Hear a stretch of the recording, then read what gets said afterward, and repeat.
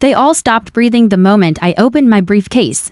Brenda Karen Whitmore's smug expression didn't vanish right away. No, it melted slow. Like frost when the sun hits it too directly, the courtroom, packed shoulder to shoulder, with Sunset Hills residents and their expectations of easy victory, fell into a silence so heavy you could feel it press against your chest. She'd spent weeks building her perfect case, suing me, a man who didn't even live inside her precious HOA community, for violating community standards and bringing down her property values. She had no jurisdiction, no legal standing, but she had money, influence, friends in the right places, and a history of steamrolling anyone who dared question her authority. And yet, when I walked into that courtroom alone, no lawyer, no allies, no fear, just a single briefcase in hand, the game changed. I wasn't always this man. My name's Marcus Reed. I'm 42 years old. Spent 18 years in law enforcement. Everything from narcotics to organized crime to environmental cases so twisted you'd swear the villains had written the laws themselves. But none of that prepared me for the war Brenda was about to start. Because this wasn't a case, not at first thought. It was personal. It began like most things do, on a quiet Saturday morning. Just me and my tools under the belly of a 1967 Camaro. I'd inherited the house from my grandmother, a modest wooden place, tucked just outside the lines of the Sunset Hills HOA jurisdiction, or so I thought. That day, I was elbows deep in grease, mid-wrestle with a transmission bolt that refused to budge, when I heard the unmistakable whir of trouble. The pink golf cart, her signature chariot. She stopped on the edge of my bamboo privacy fence. A fence I'd put up not for beauty but for function. A barrier between my oil-stained tools and the sterile perfection of a neighborhood that thought every blade of grass should point north, and every fence should come with HOA approval. The cart beeped. Then the click of heels, sharp, precise, intentional, slicing through the morning air like warnings. I slid out from under the car. And there she was, Brenda Whitmore, HOA president, self-appointed queen of Sunset Hills, dressed in white. Like Judgment Day, came with a wardrobe budget, sunglasses perched just so. That haircut, the kind you know took 2 hours and a 3-digit price tag to maintain. She didn't smile, she pointed. Atrocious, she said, gesturing at my fence, an eyesore. You'll need to have that removed immediately. Her tone wasn't confrontational, it was absolute. I wiped my hands slowly, meeting her gaze without hostility. Ma'am, I said, this property isn't within the HOA boundary. You have no jurisdiction here. She blinked once, and then smiled like she was about to flip the script. Actually, she said, pulling out her tablet like it was a sword. According to the 2024 boundary map approved by City Planning just last month, your property falls under Sunset Hills HOA oversight. She turned the screen toward me, red lines, seals, signatures. It looked real, to perfect, but it was also exactly what I'd been waiting for. I gave her a polite nod, carefully not reacting. I'll verify that with the city until then. The fence stays. Her smile thinned into something feral. You have 72 hours to comply, she said. After that, we begin fines and legal proceedings. You'll find Sunset Hills takes its community standards very seriously. She turned to leave, then paused. And Mr. Reed, if you think ignoring us makes you invisible, just wait. The whole community will know exactly what kind of neighbor you really are. She drove off slowly, like a villain in a drama who knew the first act was hers. What she didn't realize, what none of them did, was that I'd already seen this movie before. I knew how she worked. I'd watched her from my bedroom window on her daily morning patrols. How she stopped to photograph children's toys left in front yards. How she'd call the city if a mailbox was 2 inches too tall. I'd been studying her, waiting, because I wasn't just a car guy fixing up old Chevys. I was sent here, embedded, watching for signs of deeper corruption, and Brenda had just stepped out into the open. 3 days later, I got the first letter. Heavy stock paper, gold lettering, Sunset Hills HOA header, $650 a week in fines. Accusations of unauthorized structures, improper landscaping, automotive violations. I'd barely had time to read it before her digital campaign began. Brenda went live on Facebook at 9 a.m. standing in front of her pristine Mercedes. Sunset Hills gates in the background. She sounded calm, concerned, even sympathetic. I don't like doing this, she told the camera. But when one neighbor puts our whole community at risk, someone has to act. She held up photos.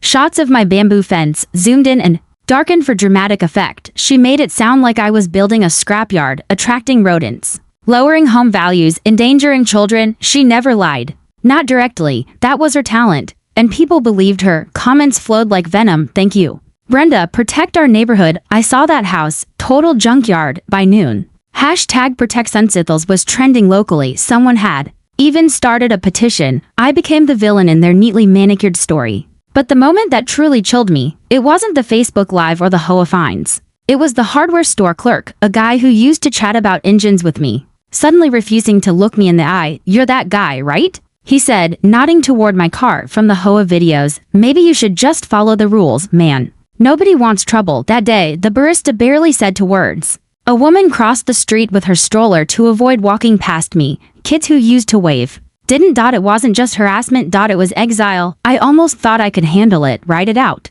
Let her trip over her own lies. But that evening, I got a knock at my back door. Mrs. Chen, 68 years old, lived in the white cottage with the hydrangeas. She looked around before speaking like she thought someone was listening. "I saw what they're doing to you," she whispered, "and I wanted you to know, you're not the first." She handed me a folded paper, names, dates, notes. 6 families, all forced to move out in the past 2 years. Each one had faced HOA violations, fines, and community pressure. Then, like magic, they sold their homes at below market value. Guess who bought them? Whitmore Properties LLC, Brenda's company. Mrs. Chen had been watching too, researching, cross-referencing deeds, digging through old city files at the library. "This isn't about fences," she said. "It's about money. It's always about money." Her hands trembled as she handed me the last page. Jake Morrison, her nephew, a veteran, moved into Sunset Hills last year, fought the HOA over a flagpole, then disappeared.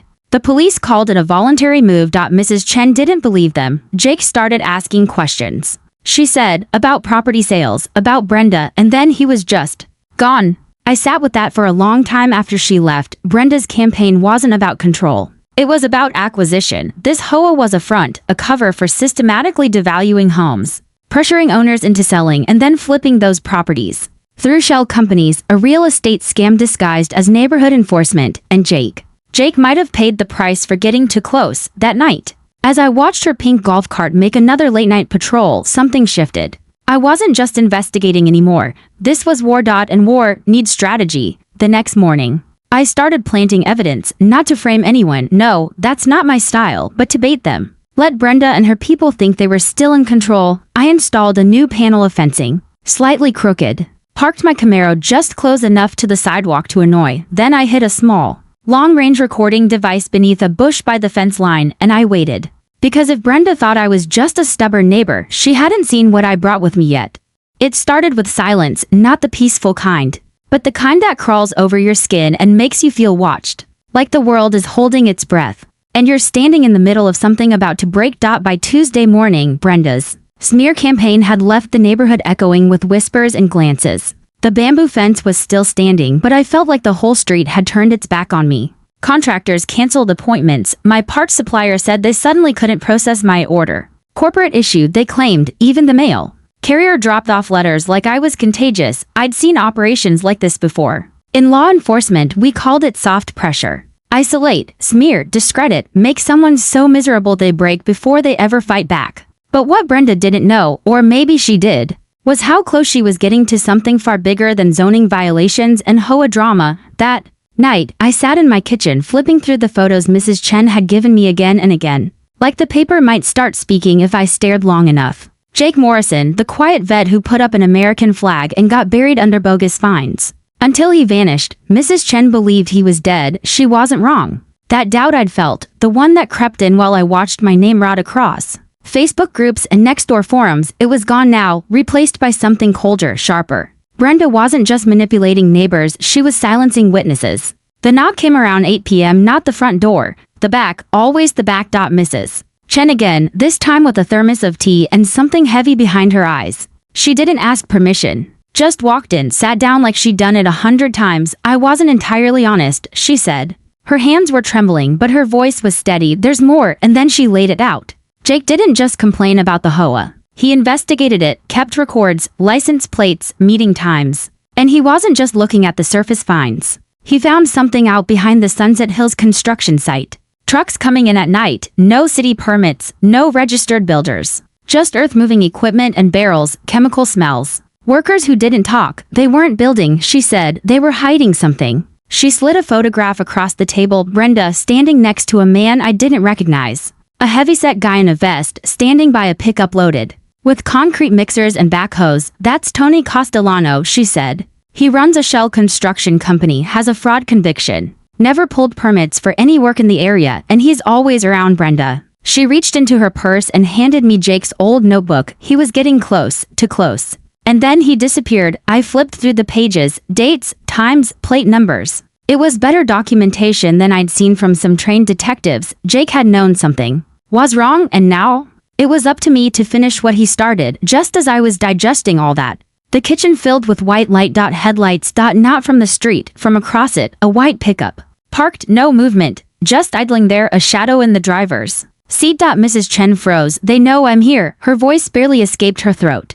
I helped her out the back, guided her through a neighbor's yard, and watched her vanish into the night like smoke. Then I locked every door in the house. That night, I didn't sleep. I studied every name, every signature, every detail from Jake's notes. Cross-referenced city filings, found 6 properties sold to Whitmore Properties LLC. Always after intense HOA harassment. Always under market value. Always connected to some infraction nobody else would have noticed. Then I ran Castellano's name through the law enforcement database I still had quiet access to. That's when it hit me like a punch to the chest. Tony wasn't just a scam artist. He was a serial offender with a history of environmental violations, hazardous waste, illegal dumping, always in places no one was watching. Always with just enough bribes to stay ahead of prosecution. Sunset Hills wasn't about property values. It was a front, a dump site. I stared out my attic window, saw something I'd missed before. Small black cameras, mounted discreetly, all pointed at my house. I wasn't just being watched. They were planning something. Wednesday morning, I started surveillance of my own. Using the bamboo fence as cover, I planted a long-range directional mic, watched, waited. And around noon, the first break hit. Brenda, standing on her patio, phone to her ear, voice sharp, tense, confident. The timeline is accelerating, she said. We need to move faster on the Reed property. She wasn't talking about fences. She was talking about removing me. We've already taken payment from 15 companies. They expect their waste to disappear. If we don't deliver, we'll have bigger problems than one stubborn homeowner. My blood ran cold. This wasn't theoretical anymore. This was real.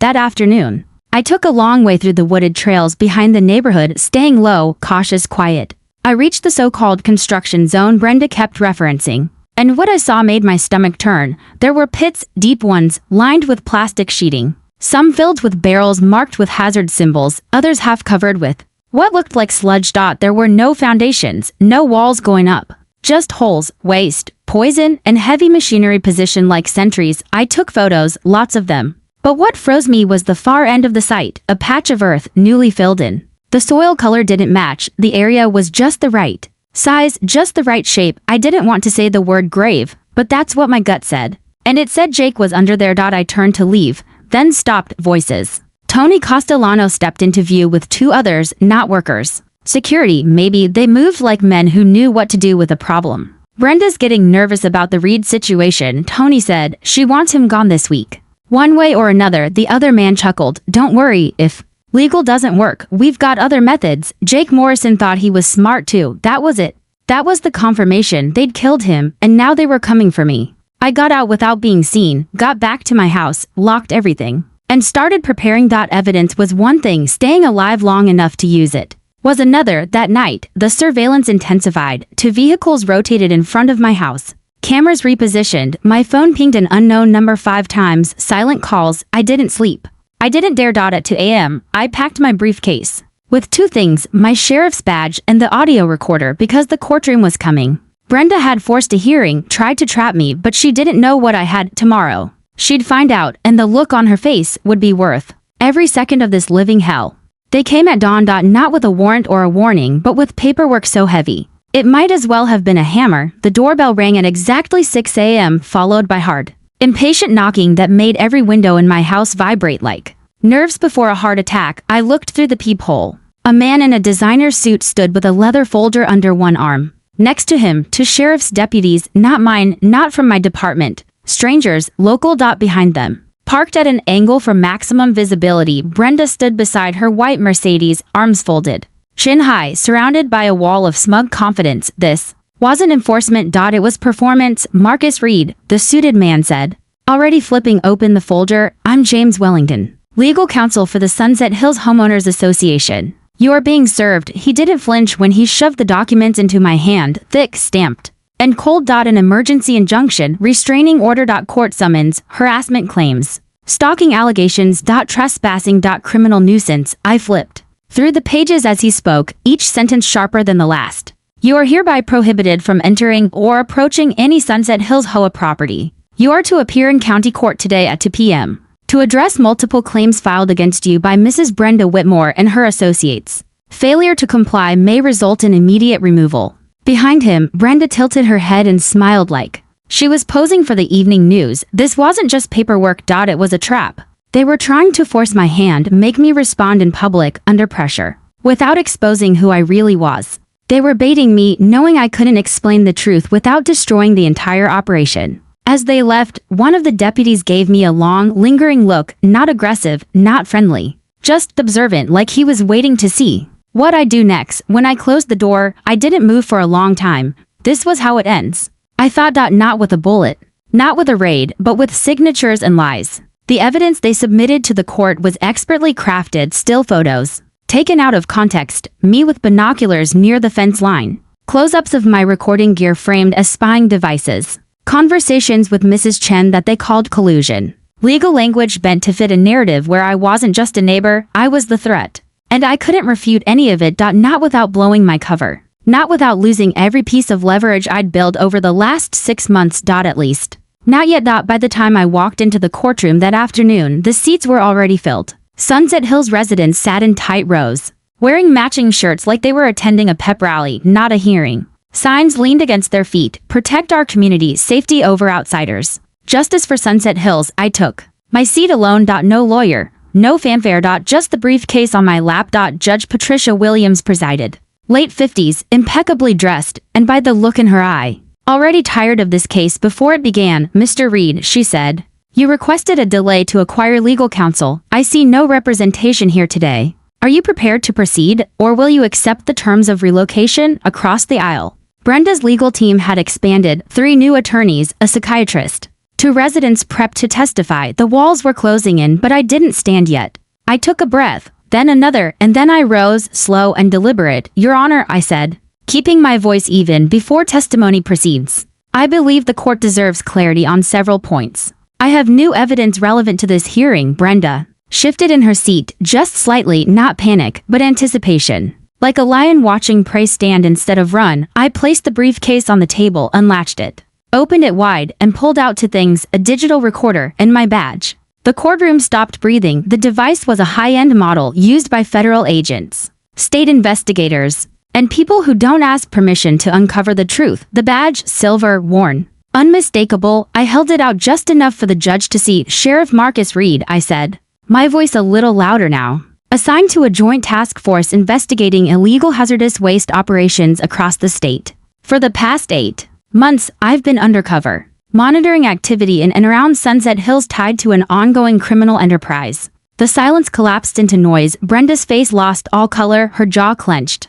Her lips moved, but no sound came. Attorney Wellington dropped his pen. Judge Williams sat upright, her composure cracking. Mr. Reed, are you claiming you're a law enforcement officer? No claim. I said, fact, I've been conducting a covert investigation involving multiple potential felonies. What you've seen today is a distraction, a tactic to discredit and intimidate a witness, me, before I could present the truth. I pressed play on the recorder. Brenda's voice filled the courtroom. The timeline is accelerating. We've already taken payment from 15 companies. They expect their waste to disappear. If we don't deliver on schedule, we'll have much bigger problems than one stubborn homeowner. Gasps, eyes widened, phone started recording. Tony Castellanos' voice came next. Don't worry about Reed. If the legal harassment doesn't work, we've got other methods. Jake Morrison thought he was smart too. That name landed like a hammer. Mrs. Chen stood in the back, hands over her mouth. The rest of the audience shifted from outrage to uncertainty. The script had flipped, and they were in free fall. Brenda stood up, shaking. This is insane, Your Honor. This man is lying. This is entrapment. But she was drowning in her own panic now. Then, right on cue, the courtroom doors flew open. FBI agents, tactical gear, badges, authority that didn't ask questions. Agent Sarah Martinez stepped forward, voice loud and clear. Brenda Whitmore, you are under arrest for conspiracy, environmental crimes, real estate fraud, and accessory to the murder of Jake Morrison. Chaos. People surged from their seats. Some yelled, some cried. Some pulled out phones like they needed proof of what they were seeing. Brenda froze mid-step. Her arms lifted like she could stop what was already happening. Handcuffs clicked shut. She turned, just once, to look at me, and in her eyes not hate. Not anger. Fear. The kind of fear that only comes when someone realizes they were never the predator. Just another target who picked the wrong man to corner. Judge Williams tried to regain order, but the walls were already crumbling, one by one. Brenda's attorneys backed away, one by one. The Sunset Hills residents began whispering different words. Apologies. Shame. Doubt. And through it all, Mrs. Chen remained standing, a quiet figure in the back row, watching justice take shape. She didn't smile, she didn't cry, but she whispered something. Jake, you can rest now. 3 months later, I sat on my porch with a mug of coffee, listening to the sound of hammers and laughter drifting from the park, where Brenda once planned to bury her secrets. Morrison Memorial Park. What had been a toxic dumping ground behind the walls of Sunset Hills was now a place where families pushed strollers. Kids screamed on the new swing sets and birds sang where chemicals used to seep into the soil. It was strange how quickly a community could turn from haunted to hopeful. But the scars, they never fully fade. After the arrest, the fallout came fast and hard. Within 24 hours of Brenda's handcuffs clicking shut, federal investigators swarmed Sunset Hills like a second sunrise.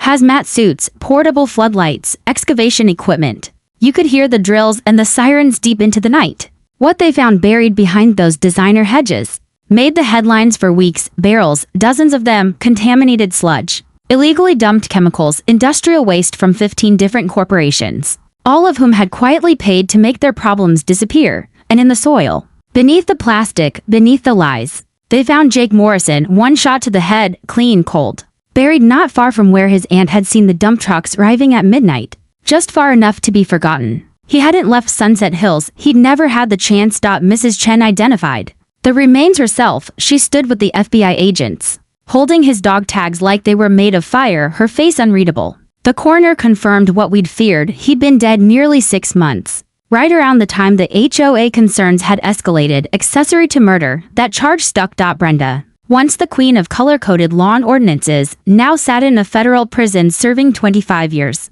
Fraud, racketeering, environmental crimes, conspiracy, and Jake's death. Tony Castellano got 30 years. His plea deal fell apart when the FBI found financial records linking his company to illegal dump sites in 4 counties and over $12 million in criminal profits. But the biggest shock, Judge Patricia Williams, the same one who had nearly granted the restraining order against me, was quietly indicted. Turns out Brenda's web ran deeper than HOA memos and Facebook rants. The judge had invested in Whitmore Properties LLC, Bay silent partner, collecting kickbacks from every flipped house they stole. She'd taken bribes, let cases slide, rubber-stamped every emergency injunction Brenda submitted. Her bench was gone now. Forever. Sometimes the people with the straightest backs hide the worst rot. The story broke nationally. Congressional hearings, corporate apologies, cleanup costs that ballooned into the tens of millions. At least 6 executives were indicted, and across the country, neighborhoods just like Sunset Hills started asking questions about their own HOA letters. How much power did they really have? Who was keeping them in check? For the first time in years, I felt like the work I'd done had real weight, but the quiet moments, those hit harder. I'd lived among these people, been called names by them, judged, watched, harassed. Now, they brought me cookies. The woman who once filmed me from across the street now rang my doorbell with banana bread and tears in her eyes. I didn't know, she whispered. I didn't want to believe her, but she made it sound so real. They all said something like that. Some meant it, some didn't. I nodded, accepted the food, let them talk. Not because I needed their apologies, but because they needed to give them. Redemption only means something when you know what you're being saved from. Mrs. Chen. She became the quiet heart of it all after the news broke. The county commissioners honored her as Citizen of the Year. Her notebook, the one she passed to me in whispers, became the backbone of the entire federal case. Dates, meetings, maps, everything. Jake's name was carved into the stone monument at the new park. And hers should have been right beside it. I never told her that, but I think she knew. As for me, the FBI offered a promotion, a lead role in their environmental crimes unit, desk in DC, 6-figure salary, unlimited coffee. I said no. After months of pretending this house was mine, it had become real. The garden I claimed to tend, now it grew fresh tomatoes and vines. Along the same bamboo fence Brenda tried to tear down, the Camaro ran smoother than it had in years. The neighborhood, quieter. Safer. I took a different deal, civilian consultant, remote work. I'd review environmental cases from my kitchen table, send findings, give recommendations. I could still fight the good fight, just not from a courtroom, and definitely not in a badge. Sometimes justice isn't about the next arrest. Sometimes it's about holding your ground long enough for the lies to fall apart. That's what Sunset Hills taught me. They painted me as a criminal, then watched me reveal the real one. They tried to break me with silence. I answered with truth. But the most powerful moment? It wasn't the handcuffs or the courtroom. It was that morning in the park. Weeks later, when I saw a group of kids climbing a jungle gym next to a plaque that read, "In memory of Jake Morrison, a soldier, a neighbor, a truth seeker." A father stood nearby, arms crossed, watching his son play. He looked over at me. "You knew him, didn't you?" he asked. I nodded. He paused, then said, quietly, "Thank you for not letting it slide." He didn't say Brenda's name. No one really does anymore. Sunset Hill still has its fences, still mows its lawns, but the rules are different now. Open meetings, transparency, a newly elected HOA board with real community oversight. Every homeowner has a printed bill of rights. Every complaint must be logged publicly. Every dollar tracked. It's not perfect, but it's honest. And sometimes that's the only line between a neighborhood and a kingdom. At night, I still walk the streets sometimes, same hoodie, same path, but now the people wave. Some even ask questions. The irony, property values went up. Turns out truth has curb appeal.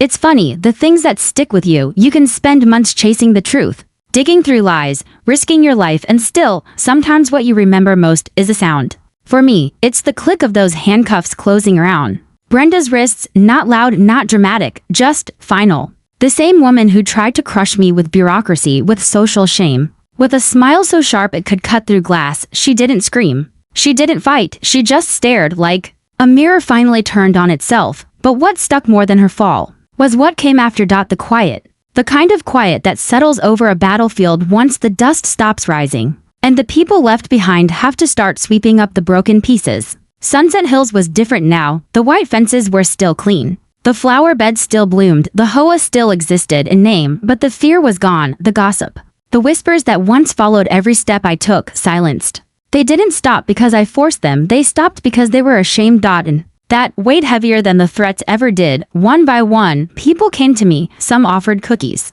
Others offered silence. A few tried to pretend none of it happened, that they had never clicked like on Brenda's posts, never forwarded the videos, never whispered at the coffee shop. I didn't correct them. Because what was the point? Justice had been served. Loudly, publicly, thoroughly, and now they wanted their lives back. So did I. But justice doesn't just leave when the gavel drops. It lingers, it asks questions. Like why it took a fake HOA lawsuit and a federal investigation to finally uncover what one elderly woman had seen from her bedroom window. Why it takes badges and bulletproof vests to get people to listen when a neighbor says something doesn't feel right. Why we're so quick to believe power and so slow to question it. I thought about those things every time I passed Morrison Memorial Park. Especially when I saw the names, they'd carved them into the stone wall. A smooth granite arc near the fountain tucked between the playground and the wildflower beds, the Johnsons, the Martinezes, the Nguyens. 6 families driven out before I ever moved in. 6 houses flipped by Whitmore Properties LLC.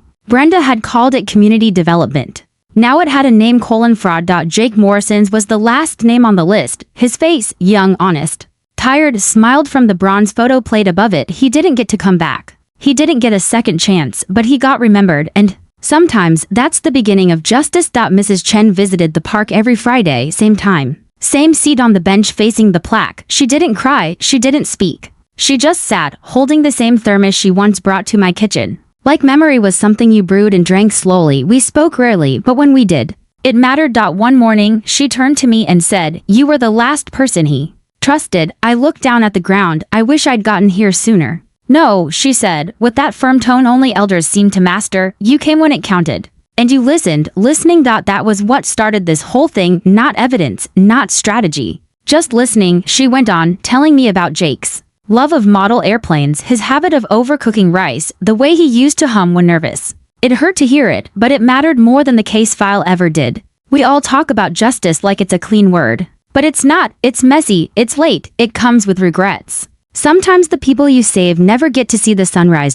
And sometimes the ones you expose never apologize. Brenda never spoke to me again, not a letter, not a statement. During the trial, she sat cold and blank, refusing to look at the gallery, at the evidence, at herself. Her lawyers begged for mercy, claimed mental stress, said she was a victim of her own ambition. The jury didn't buy it, they didn't need to, the facts spoke loud enough. Brenda was sentenced to 25 years. No parole for the first 15, white jumpsuit, no social media, no speeches. Just steel bars and fluorescent lights. Tony Castellano's fate was worse. His criminal network spanned counties. His name became shorthand in legal briefings about environmental crime. They'll both die behind walls, but I didn't celebrate. Because justice, real justice, isn't about watching someone fall. It's about making sure they can't pull anyone else down with them. Sunset Hills was rising again. New leadership, real transparency. The HOA now ran like a co-op. Every resident had a vote, a voice, a veto. Mrs. Chen sat on the board, her quiet wisdom finally treated like law.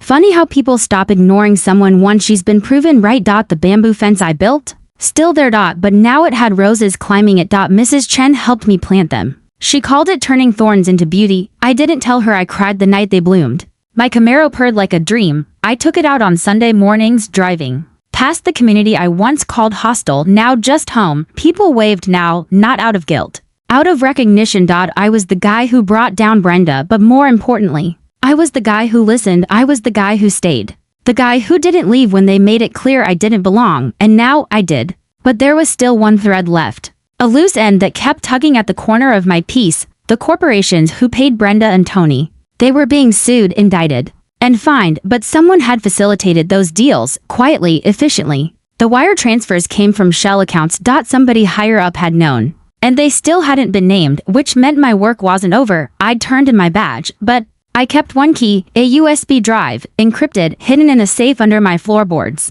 Inside it, copies of every file, every photograph, every memo from the case. Just in case the next person down the chain came knocking, because corruption like this, it doesn't die in a courtroom. It mutates. It hides, but not in my neighborhood. Not anymore. It started with a voicemail. No name, no callback number, just a clipped voice. Grainy like it came from the back of a radio tower. You're being watched again. That was it. No threat, no explanation, but I knew the sound of a warning when I heard one. I'd spent 18 years reading between the lines, learning how danger doesn't always kick the front door in. Sometimes it knocks gently, sometimes it just watches. I hadn't heard anything like that since before the court case ended. Since before Brenda's house emptied overnight, and her white Mercedes was towed from the HOA parking lot like a fallen statue. But I hadn't deleted the voicemail either. Instead, I replayed it 3 times. And then I started looking again, not just outside, but inside the data I'd archived. The USB drive I kept buried under my kitchen floorboard. The one I thought I'd locked away for good. The FBI had everything they needed, right? The dump site was shut down, the companies exposed, fines issued, executives indicted. But that was the thing about crime at this level. There's always someone bigger. Someone who never gets their hands dirty. And now, that someone was sniffing around my life again. At first, I thought I was being paranoid. Then the camera on my back fence shifted. It was subtle, just a few inches. But I hadn't moved it. And Mrs. Chen hadn't been near it since we installed it during the investigation a day later. The files on my laptop blinked, not gone, just depinged. A low-level access attempt from an IP address registered to a shell telecom company in Arizona, one that had shown up in the Castellano wire logs. They weren't after Brenda anymore, they were after what she left behind. And I was the last person holding it. I went back to the documents. The spreadsheets Brenda had tried to delete. The city permits Tony never filed. The dump manifest with initials instead of names, but buried in one of the digital contracts. Deep in the metadata of a scanned invoice was something I hadn't noticed before, a company named Novisin Group. It sounded like a medical lab, clean, professional. But when I searched state records, there were no offices. Just a P.O. box in a city 3 hours north, then a second file. Then a third. Each one linking Novisin Group to consulting fees paid to Whitmore Properties. Each one signed by a man named Alan Drew. That name hadn't come up in court, not once. But it was on 6 different payments, 6 different addresses, each tied to one of the contaminated properties Brenda had acquired. It was like seeing smoke rising from a new fire. I didn't know what Novisin did, but I knew they'd paid Brenda for something, and now that Brenda was locked away, they wanted to clean up the trail. Starting with me, that night, I walked Morrison Memorial Park like I always did. Families were still out. A boy played near the bronze plaque. Couples walked their dogs under the new lamplights. From a distance, it looked like peace. But I kept one eye on the road. A black SUV parked near the exit gate. Didn't move, didn't Blink, I'd seen the same make and model twice that week. I didn't call the FBI, not yet. Because I knew what they'd say, we've got our convictions, let the civil cases handle the rest. But what if the rest didn't want to be handled? What if they wanted to disappear me? I returned home, locked the doors, and reopened everything. Maps, financial trails, phone logs, access requests. The deeper I went, the clearer it became. Brenda was just a mouthpiece, Tony was just the muscle, but Navison, they were the ones cashing in. Hazardous waste disposal, it costs tens of millions if you follow the law. But if you bury it in someone's backyard, you make a fortune. 15 corporations had paid them to erase that cost, and now the guy holding the proof was growing roots in a town they thought they'd already cleaned up. I wasn't scared, but I was angry. Because Brenda had lied to a community, but these people, they were poisoning whole cities. And they were still smiling about it in high-rise conference rooms, their suits clean and their names never printed in a single newspaper article. The next morning, I got a package. No return address. No postage. Just placed carefully on my porch like a gift. Inside was a photo of me. In my kitchen, taken through the window. A note clipped to the edge read, "Stay quiet. Stay safe." That was the moment I knew the game wasn't over. It had just changed players. I stared at the photo in my hands for a long time. Not because I was afraid, but because of what it meant. They'd gotten close, inside the fence. Close enough to see into my kitchen window and take a picture without me noticing. I'd spent half my life teaching others how to detect surveillance, how to stay ahead of it. But this was different. This wasn't Brenda. This wasn't some petty HOA president hiding behind bylaws and social media. This was surgical. Professional. Someone out there had decided I was too visible again. And they wanted to remind me that they still had reach.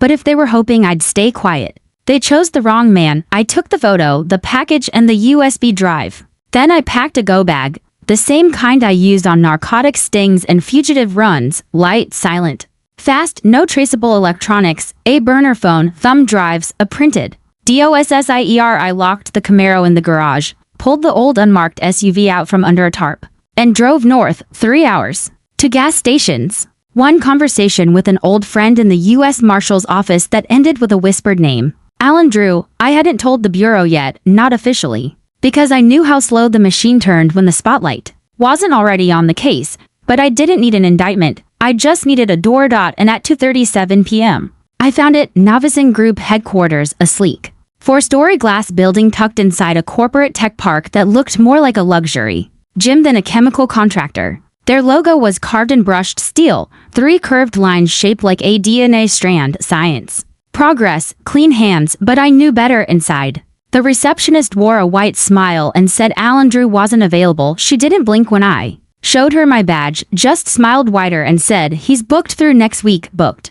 I left a card anyway, not mine. An FBI contacts card. I wanted him to feel the temperature change. I didn't go home that night. Instead, I parked in the empty lot across from Navison's back entrance and waited. At 9:12 p.m., Alan Drew walked out the side door, no tie, no jacket, just a polo shirt and gym bag like he'd just finished some late-night cardio. He looked like any other man, but I knew what I was seeing, a killer in khakis. Not with his hands, but with his signature. Men like Alan never touched the poison. They just moved the decimal point and let the barrels roll into the dirt. I followed him at a distance. He didn't notice, but someone else did, 2 blocks out. A black car slid in behind mine, same make and model from Morrison Park. I made a quick decision, turned down an alley, pulled into a dead-end delivery dock and killed the lights. The car followed. I was already out, weapon holstered but hand ready, when the door opened. I expected a threat. Instead, I saw her, Agent Sarah Martinez, FBI. "You really can't stay retired, can you?" she said, stepping into the moonlight. "I didn't know you were still on this case," I replied. "I'm not," she said. "I'm on 5 others.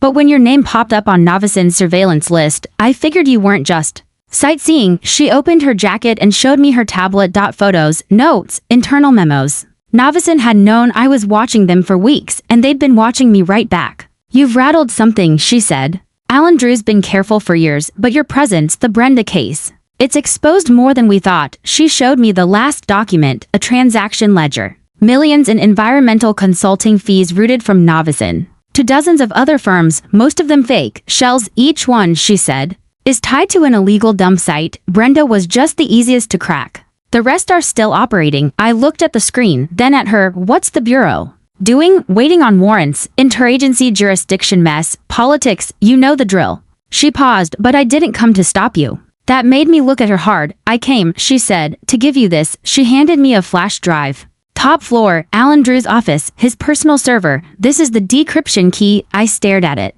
You had this the whole time? No.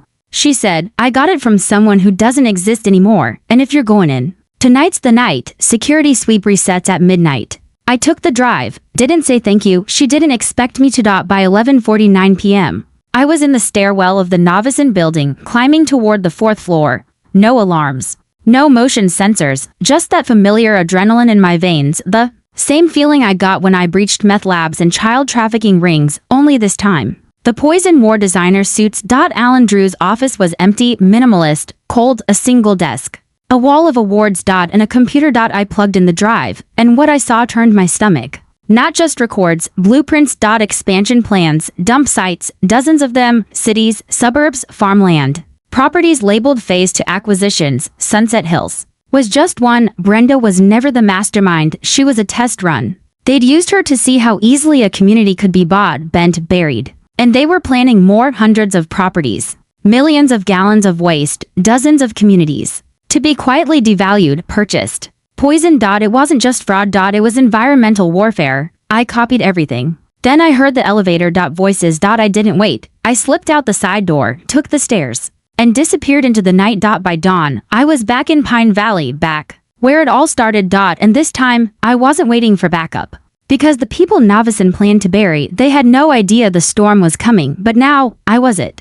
They didn't see it coming, not because they were blind, but because men like Alan Drew never expect the shadows they built their empires in to turn on them. They think paper trails can be shredded. They think people can be bought. They think justice forgets. But that morning, when the federal agents walked through Novison's glass doors at 6:12 a.m. with search warrants, seizure orders, and enough evidence to freeze 3 years of corporate crime, justice didn't just remember. It had a name. Mine. The flash drive I took from Alan Drew's office contained more than blueprints. It had videos, memos, voice recordings, digital signatures on illegal property transfers, internal emails casually referencing containment zones, entire departments dedicated to maintaining the appearance of public service while poisoning private lives. The FBI, EPA, DOJ, they all jumped in the moment I uploaded the files through the encrypted drop.